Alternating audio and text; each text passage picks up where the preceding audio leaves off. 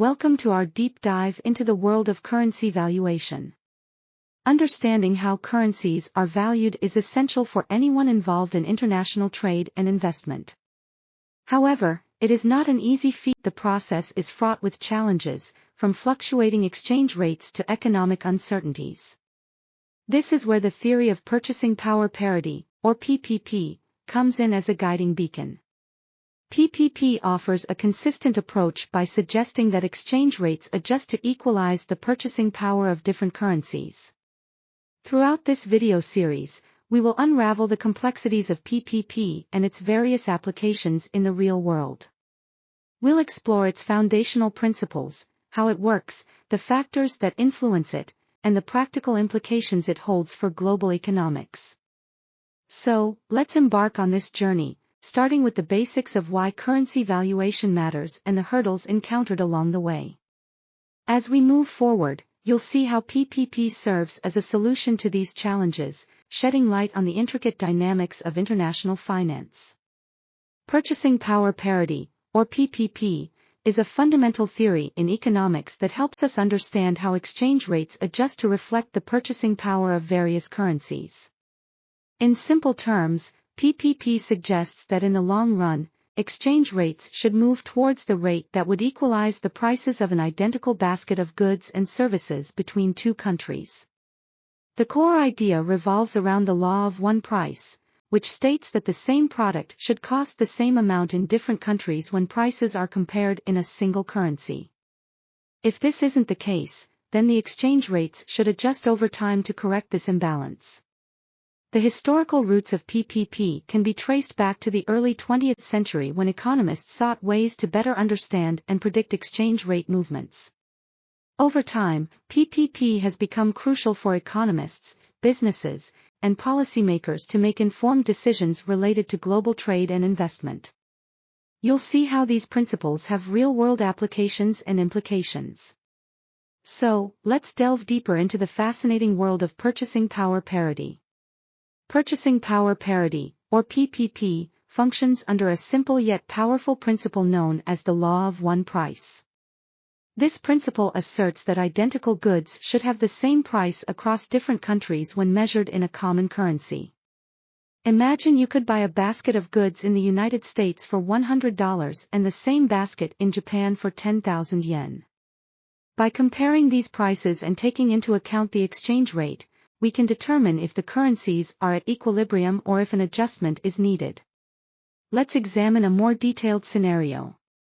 Suppose a smartphone costs $600 in the US and 60,000 yen in Japan. If the exchange rate suggests $1 equals 120 yen, this would mean the phone should be equally priced in both countries. But if there's a discrepancy, like the phone costs only 55,000 yen in Japan, it signals that the yen might be undervalued. Through these scenarios, PPP provides a systematic way to analyze currency valuation, guiding traders and analysts in making informed decisions. As we move forward, you'll see how to calculate PPP using specific formulas and real-world examples. To calculate purchasing power parity, or PPP, we rely on a specific formula designed to compare the relative value of currencies. PPP equals the price of a good in country A divided by the price of the same good in country B. Now, imagine we're comparing the cost of a basket of groceries.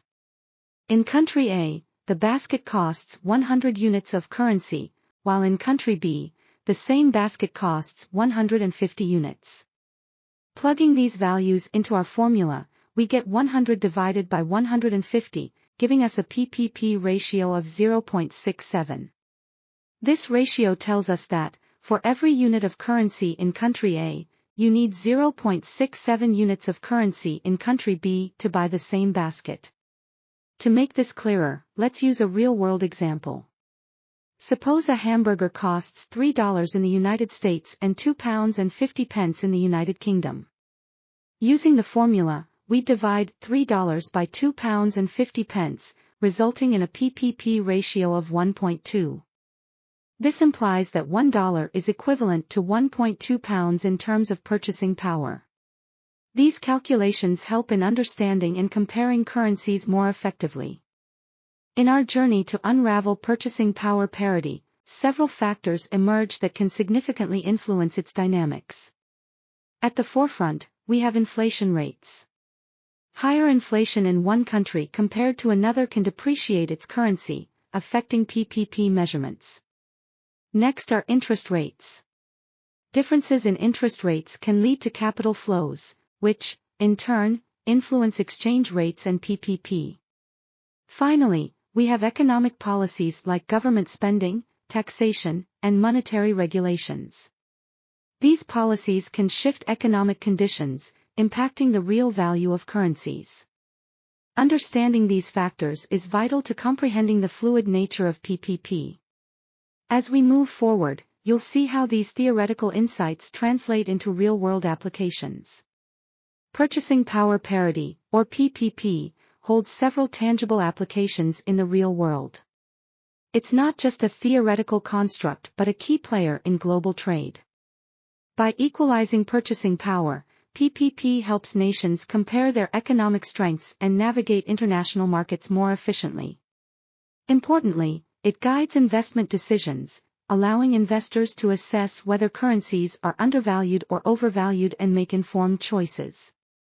On a macroeconomic scale, PPP enables countries to perform meaningful economic comparisons, providing a clearer picture of overall economic health. In understanding these applications, we can see how PPP remains an integral tool in balancing the global economic playing field. While Purchasing Power Parity, or PPP, offers a straightforward way of evaluating currency values, it's not without its challenges. Market imperfections can distort prices, making it difficult for PPP to hold true in the real world. Another significant hurdle is transportation costs. Goods don't move freely and without cost between countries, which can lead to price disparities. Moreover, some goods simply can't be traded across borders. Non-tradable goods, like local services or real estate, aren't considered in PPP calculations, yet they significantly impact the overall cost of living. These elements can lead to considerable deviations from the expected outcomes of the PPP theory. As we continue our discussion, we'll see how these limitations are tackled in various scenarios and how they shape the practical applications of currency valuation. In the expansive world of economics, practical examples help bring theories to life. The Big Mac Index stands as one such vivid illustration. Originating from a quirky idea by the economist, this index compares the price of a McDonald's Big Mac in various countries. By doing so, it sheds light on the purchasing power parity, or PPP, between those nations. Why is this significant? Because if currencies are aligned according to PPP, the price of a Big Mac should remain consistent across borders when converted to a single currency. However, as real-world data shows, discrepancies often exist. These deviations offer valuable insights into whether currencies are overvalued or undervalued. The Big Mac Index thus serves not only as a fun comparison but as a practical tool in understanding and analyzing currency valuation through PPP. Next, let's move from understanding examples like the Big Mac Index to exploring the potential future of PPP. As economic conditions continue to evolve, and technology makes leaps forward, the landscape for purchasing power parity is poised for transformation. The way we understand exchange rates today might shift dramatically as new tools and data become available. Advanced algorithms, artificial intelligence, and real-time analytics could revolutionize the accuracy and application of PPP. Imagine a world where instant, precise currency valuations become the norm, driven by sophisticated technologies. Moreover, emerging financial ecosystems and digital currencies present new avenues and challenges for PPP. These innovations could redefine the dynamics of purchasing power across different nations, prompting us to rethink traditional economic models. As we stand on the brink of these advancements, keeping a pulse on these changes will be crucial for economists, policymakers, and investors alike. Stay with us as we conclude by summarizing the core insights and valuable lessons from our exploration of purchasing power parity. Throughout our exploration of currency valuation, we've delved deeply into the purchasing power parity theory. From understanding its basic principles and historical context, to dissecting its real-world applications and limitations, PPP has shown itself to be pivotal in global economics. Recapping our journey, we learned that PPP suggests exchange rates adjust to equalize the purchasing power across different countries. This principle is applied in various domains such as global trade, investment decisions, and economic comparisons. However, we also recognized its constraints, including market imperfections and non-tradable goods. The Big Mac Index provided a tangible case study, illustrating how PPP operates in everyday contexts. Furthermore, we looked towards the future, considering how evolving economic conditions and technological advancements might shape the concept of PPP. In summary, PPP offers valuable insights into currency valuation while acknowledging its limitations. As we continue to study and apply this theory, it remains an essential tool for economists, financial analysts, and anyone interested in the intricacies of international finance. Thank you for joining us. Keep questioning, learning, and exploring the fascinating world of economics.